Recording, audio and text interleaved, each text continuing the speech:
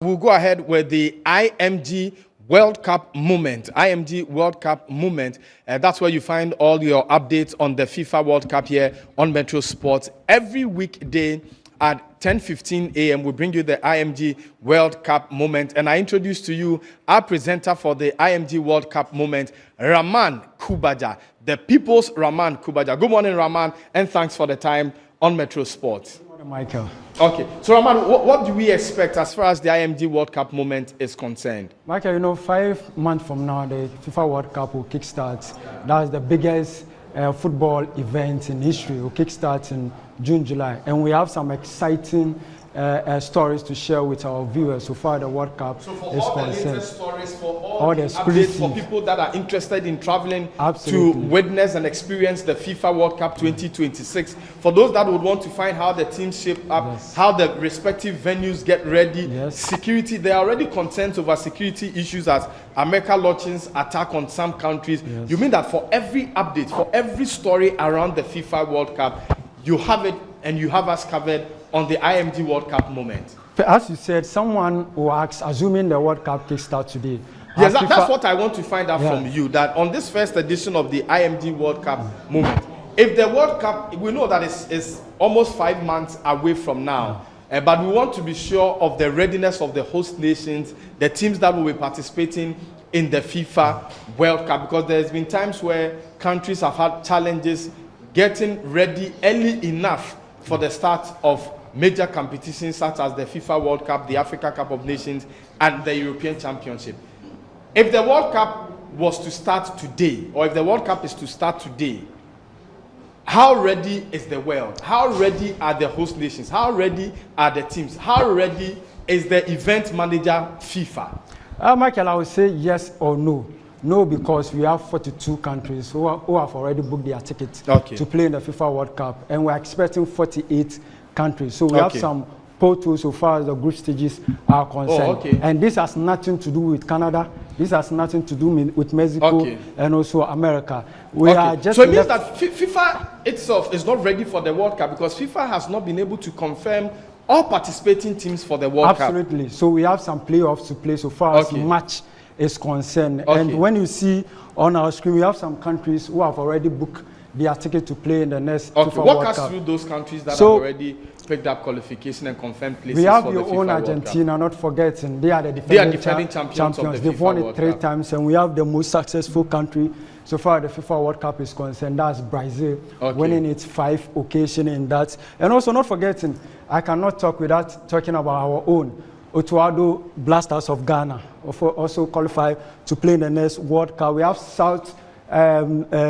Arabia in there. And when you could remember the last edition, what they did, a surprise package of that tournament, and their first game against Argentina, they give us that surprise upset result so far that World Cup is concerned. So Saudi Arabia is in there. We have England, we have Germany, we have Portugal coming in with Cristiano Ronaldo to see whether they can win their first ever FIFA World Cup. Belgium too is in there. So we have quite interesting countries who have already booked their ticket to play in the next FIFA World Cup. So it's 42 years left with some 6 additional countries to play in the World Cup. So we are yet to see the playoff, those who will be playing. So what it means is that the big boys have already confirmed their places. You talk of the favorites going into the World Cup. I see France there. I see Brazil, the most successful team in the history of the World Cup. I see Argentina, who are the defending champions. One of the best side when you talk of the quality of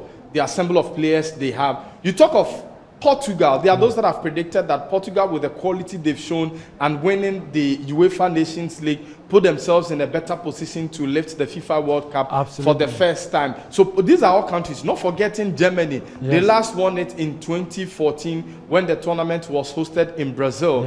And that included a 7-1 drubbing of the host nation, Brazil, on their way to the grand finale. So all these big boys So we have some there. also notable African countries who have already qualified. We talk of Senegal, Cote d'Ivoire in the South Africa, and they who are also trying to make an appearance for so far the World Cup. Okay, so if the big boys are there, then I mean, who are the other countries? What teams do we look forward to filling those 6 empty spots we have to complete the FIFA World Cup list of teams? Here in Africa, we have, not forgetting, we have DR Congo, who were eliminated from the ongoing African Cup of Nations by Algeria. Okay. Now the full course will be on the FIFA playoff. They are trying to knock on with one of Bolivia and also the other country that Bolivia will be playing. So we are just hoping that they will get a country that they can log on and then get their better side so far that country is concerned, so that we can have 10 countries from our continents to appear in the FIFA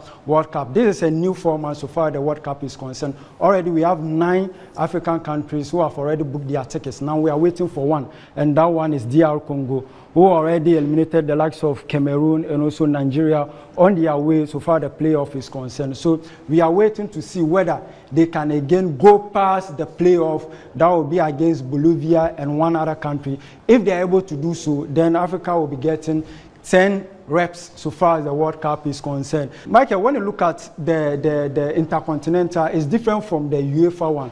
Okay, and so what it means is that even in the playoff, we are going to have 2 separate playoffs. Yes. The European playoffs. And then the Intercontinental playoffs. Yes. Okay. Yes. So for the European playoffs, I know that they are in various parts.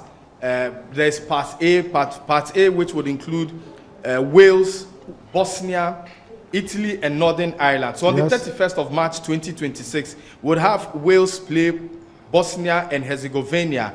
And then on that same date, later in the day, we'll have Italy come up against Northern Ireland. The winner will meet in the Part A final, and then the winner in that Part A final will qualify. So we'll have one of Wales, Bosnia, Italy, and Northern Ireland qualifying for the FIFA World Cup from the European playoffs. And then in the Part B, we have all of that on your screens. Yes. In the Part B is Ukraine, Sweden, Poland, and Albania.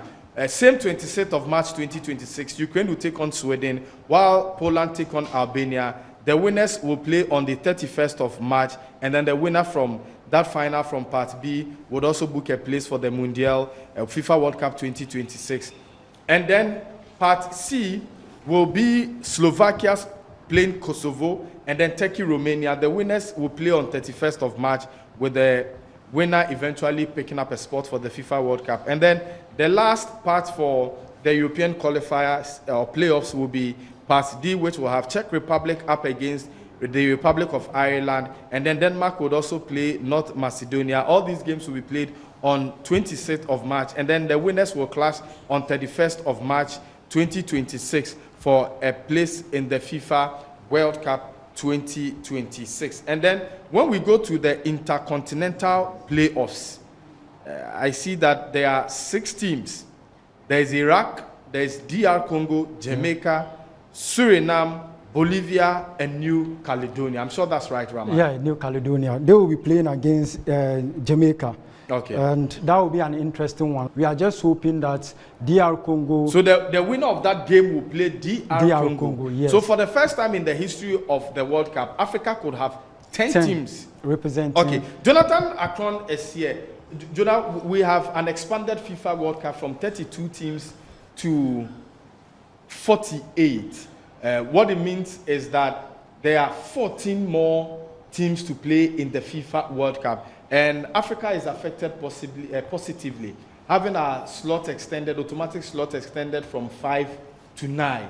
Now, we could present a 10th team in DR Congo. How important is it for the continent to have DR Congo join the 9 already qualified teams to make it 10 for Africa? It's very important. An expanded version should definitely cut across for other continents to also have their share, and Africa is not left out.